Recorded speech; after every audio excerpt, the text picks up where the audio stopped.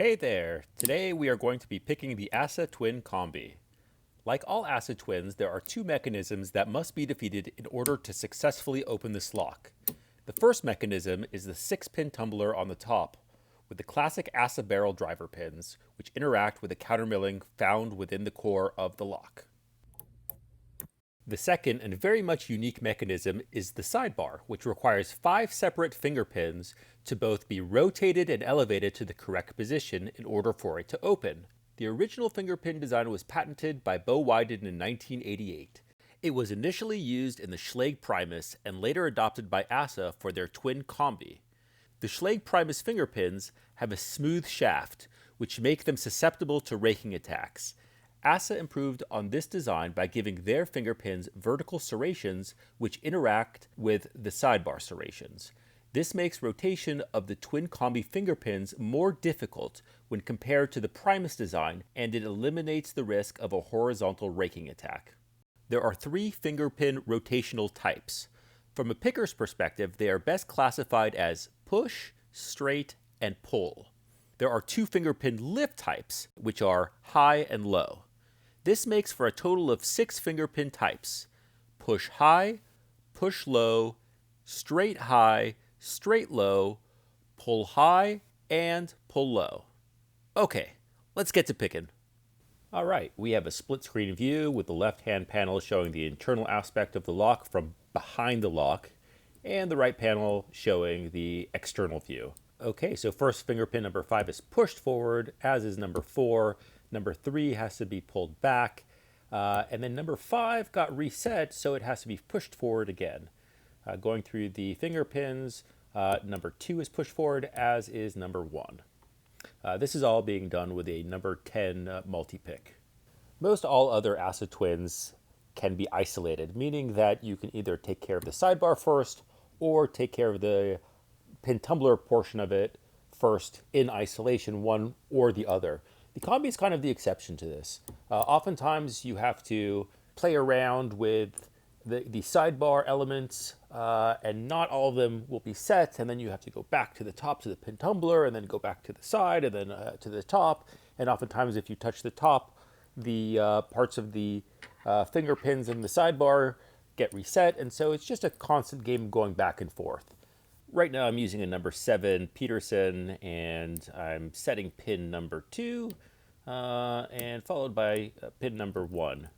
The ASSA barrel drivers are amazing, and the best way that I figured to attack these is with a zip initially, and that'll set some stuff, and then it'll be easier to feel feedback.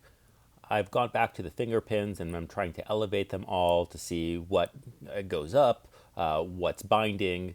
And like I said, it's just going back and forth because I didn't feel anything binding in the top pins, and so now I'm trying to lift up the finger pins. So I'm on finger pin number 1 and 2, and then I'm going to hit 3 and 4, and I'm coming back and forth, just trying to feel anything that's binding.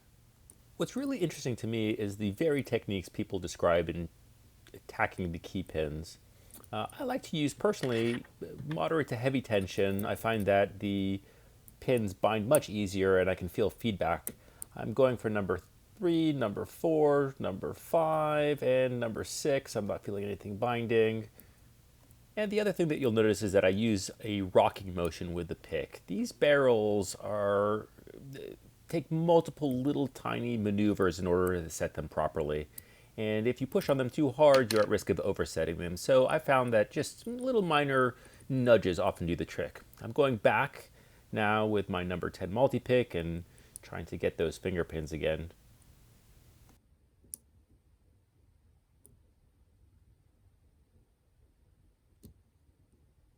That was a little click out of finger pin number 2.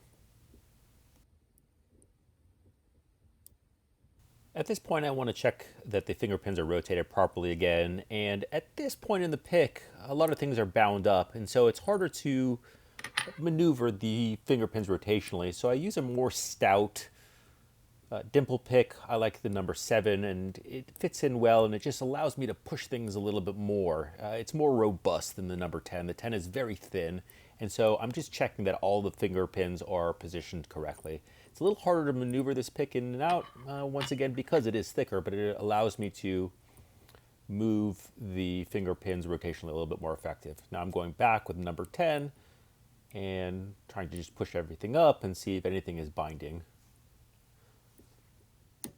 That core rotation signifies that all the finger pins are now set. I'm grabbing my number 7 Peterson and going after the top pins one more time. Click out of number 2. A couple more clicks out of number 2. Going forward.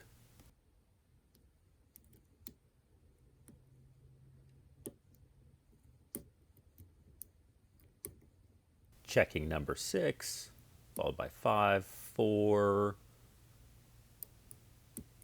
3, 2, 1. And just rocking up and down, just rocking back and forth to get all those little barrels into position. That's number 6. Little touch of 5, 6, 5, 4, 4. And once again, once you start setting some things, other things start falling down. So it's a little game of ping pong here, but we'll get the job done. I've also interestingly noticed that once you start getting closer to successfully opening this lock, the feedback gets stronger, the clicks get louder.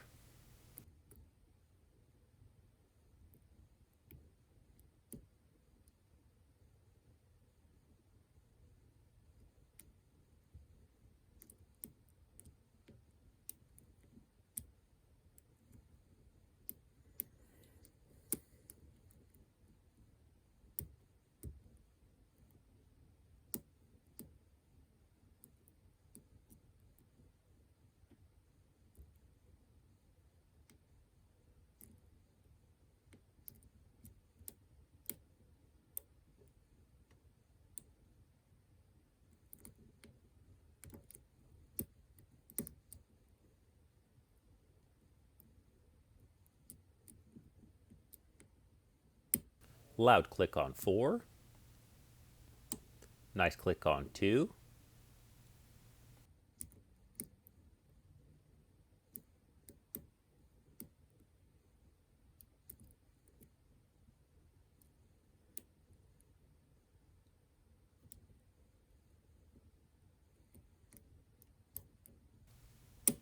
An even louder click on number 2.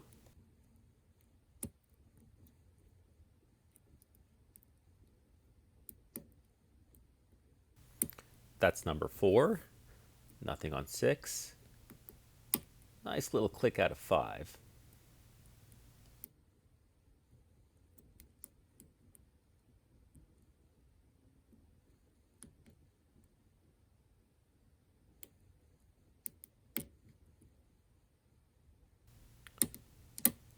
Two really loud clicks out of 4. That's number 5.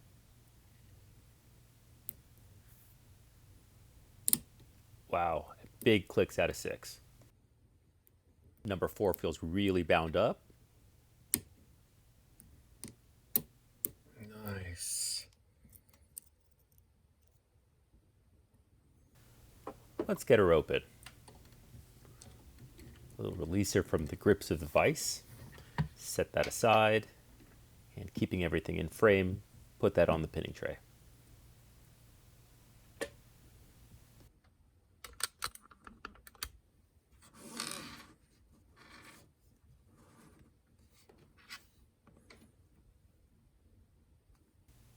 All right, we're clearly open. That's the front, that's the back. Front again. Snap it closed, and let's take everything out of the top. This lock was grub screwed, so I'm going to fast forward as I've removed those grub screws. Now I'm going to dump number 1, number 2. Try to organize. That's the spring. Spring number 2, key pin 1, barrel driver 1, key pin 2, barrel driver number 2. Dumping out number 3, key pin 3, barrel 3, spring 3. Number 4, that's spring number 4, barrel 4, key pin 4. Number 5, key pin, barrel driver, spring, and last but not least, key pin 6, spring 6, driver 6. The first time I tried to gut this, I forgot to put in the key and everything went all over the place. I got to take out the screw out of the back first.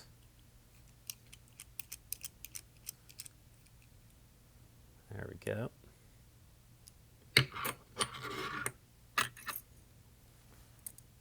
Insert the key, hold the sidebar, which will be on the left-hand side.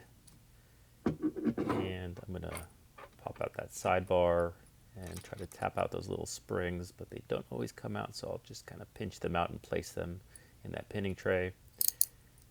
Carefully take out the key with my fingers on the finger pins, and we'll take them out one by one.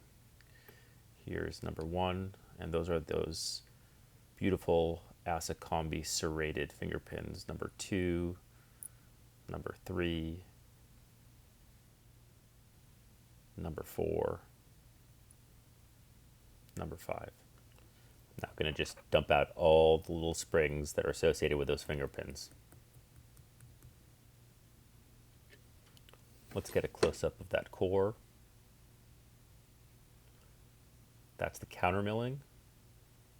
Those are where the finger pins sit, sidebar, and let's take a good look at this sidebar. Now, this sidebar has little tiny serrations.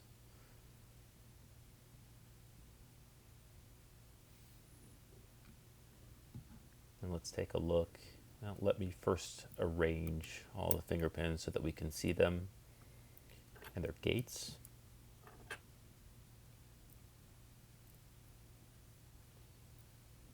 A little tough to reposition them.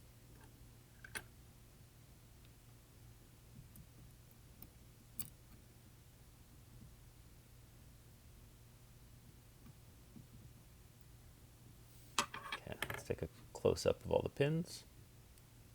On the bottom we have all the key pins. Drivers are in row number 2, finger pins in 3, springs in 4, and that's the sidebar. Thank you so much. I really hope that you enjoyed this pick.